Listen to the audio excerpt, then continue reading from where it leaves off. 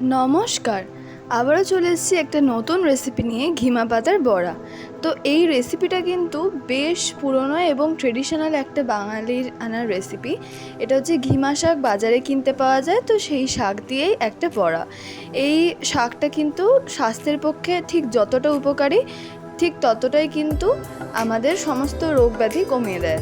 আমরা কিন্তু এখানে বাজার থেকে ঘিমা শাক কিনে নিয়ে এসেছি। দেখুন, দেখতে কিন্তু কিছুটা এরকম হয়। এখান থেকে কি করতে হবে, আমাদের এই যে পাতাগুলো আছে এইগুলোকে বেছে নিতে হয়। মানে প্রত্যেকটা এরকম ডাল থেকে পাতাগুলো আর এই ফুলগুলোকে বেছে নিতে হয়। বেছে নিয়ে আমরা একটা জায়গায় করে নেব। আমাদের কিন্তু পুরো ঘিমা পাতা যেটা দেখালাম, ওখান থেকে আমরা পাতাটা বেছে নিয়েছি। এবারে আমরা এই শাকটাকে পুরো ধুয়ে নিয়েছি। ধুয়ে নেওয়ার পরে একটা বাটিতে আমরা ঘিমা শাকটা নিয়েছি।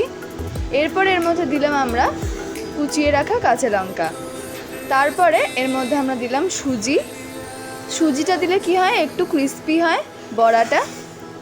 তারপরে দিলাম এর মধ্যে আমরা পরিমাণ মতো বেসন। বেসন দেওয়ার পরে এর মধ্যে আমরা দিলাম স্বাদ মতো নুন। আর দেবো আমরা পরিমাণ মতো হলুদ গুঁড়ো। তারপরে ভালো করে এই পুরো মিশ্রণটা করে নেব। তারপরে এর মধ্যে সামান্য একটু জল দিয়ে একটা সুন্দর ব্যাটার তৈরি করে নেব। খুব বেশি জল কিন্তু দেবেন না, না হলে কিন্তু বড়াটা ছেড়ে ছেড়ে যাবে, বেশ অনেকটা পাতলা হয়ে যাবে। দেখুন এরকম একটা টেক্সচার কিন্তু চলে এসছে।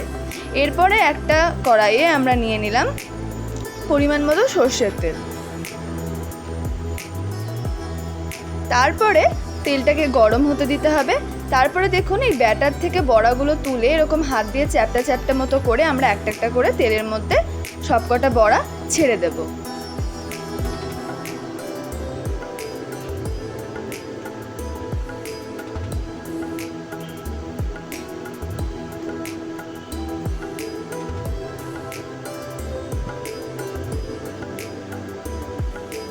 দেখুন এরম করে কিন্তু আমরা সবগুলো বড়া ছেড়ে দিয়েছি। এবারে কিছুক্ষণ পরে দেখবেন সবগুলো বড়ার কিন্তু উল্টো দিকটা করে দেবেন। দেখবেন এরকম একটা লাল লাল হয়ে গেছে পিছন দিকটা, সেই সময় কিন্তু আবার উল্টো দিকটা ভাজতে দিয়ে দেবেন।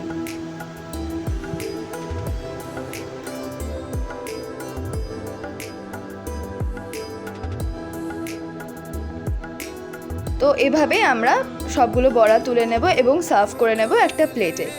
তো দেখুন কত সহজে কিন্তু কত হেলদি আর টেস্টি একটা রেসিপি তৈরি হয়ে গেল। এই বড়া কিন্তু গরম ভাতে ঘি দিয়ে মেখে বেশ দারুণ লাগে। আপনারা কিন্তু রেসিপিটা অবশ্যই ট্রাই করে জানাবেন। ফিরে আসছি পরের কোনো নতুন রেসিপি নিয়ে।